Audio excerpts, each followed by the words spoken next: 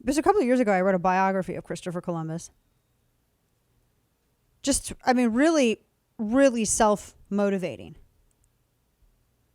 And stuff with, even after failures, even after it came from a working class family. And it's just amazing to see. This is all part of the critical race theory stuff.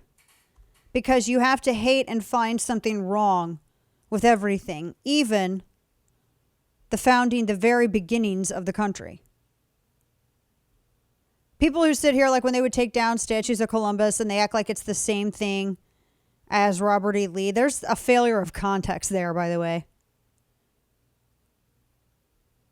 This is a absolute failure of context. He navigated the courts during the time of Isabella of Castile and Ferdinand of Aragon, when you had these two monarchs that came and joined their two kingdoms for a united Spain. He, an Italian man, figured out all of the complexities and the politics of the court at the time, and used his experience to explore, took to new lands. Opportunity was able to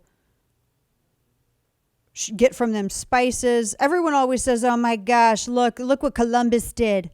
He brought all this evil to indigenous people here in North and South America. Progressives believe that there was no fighting, that there was no evil, that there was no enslavement, that there was no rape, disease, famine, or hardship of any kind until Europeans came to the United States. In fact, it was those white Europeans particularly. Until they came to the United States, none of that at all existed in North America or South America. These people should not be trusted. They're so ignorant of history. People are horrible, awful, wretched creatures. And that's why you see the same sin everywhere. The same mistreatment of people, the same warring, the same enslavement, the same everything. And it existed in North and South America centuries before Christopher Columbus came over. Before Amerigo Vespucci came over. For so long. What is it? I was reading. Let me look at this. I was reading one explorer, his account. When he came over to the Americas and was talking about the human sacrifice. He kept it in this diary, talking about the human sacrifice, all of that he had witnessed.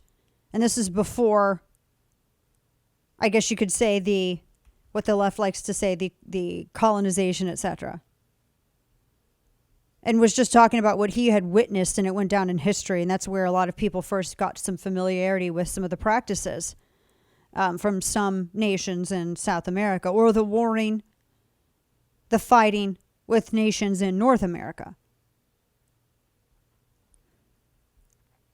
I mean, I think that to disregard Columbus's contributions, this revisionism, to write him off because of what happened after, is so stupid. It's very short-sighted.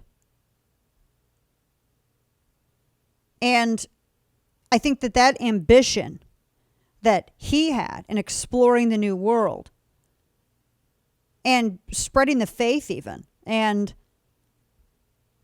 trying to add to our knowledge with the discovery of new lands, that ambitiousness, that's a hallmark of that American spirit, even though he was an Italian man who got Spanish funding and came over. It's people like that who make these great voyages and are motivated by curiosity and knowledge. And that's, I mean, the Wall Street Journal had a piece where they were comparing the spirit of Columbus to that of Elon Musk. And I think that's actually not too far off. I mean, their accomplishments are really similar. Everybody's flawed. If perfection were required for anything, not a single person would be eligible to do anything. But to honor people and remember what they did when they took risks and when they defied flat earth wisdom and decided to take risks and go out and explore. That's amazing.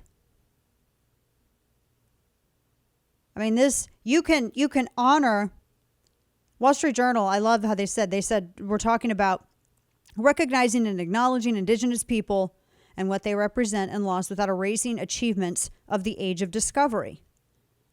Gary Kasparov wrote that. I completely agree. I mean, that is possible to do. But the left, there's no nuance there. Not at all.